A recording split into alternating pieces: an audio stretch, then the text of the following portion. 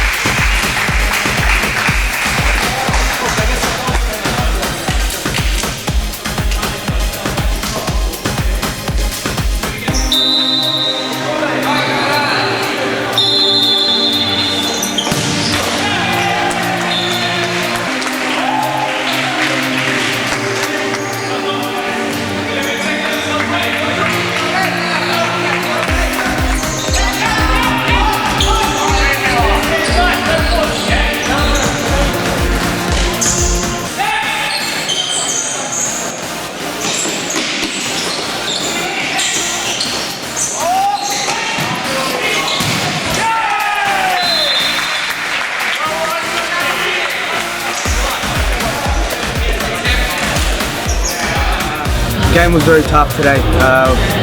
Considering we had some player missing, they had some players missing, so it's pretty even.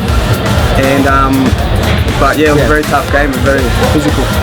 Towards the end, we made some chances. You know, the ball just didn't want to go in our way, but we did pressure him a lot. You know, and force them to play out. You know, but I guess the ball didn't go in the end for us.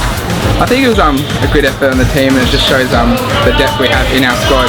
We had a lot of big name players out with Muzza and Mason over supporting other teams, and yeah, I think we put a lot of effort into training, and it shows we can bring some boys up from the draft, and they've proved that they can compete in SFL, and I think the boys played really well.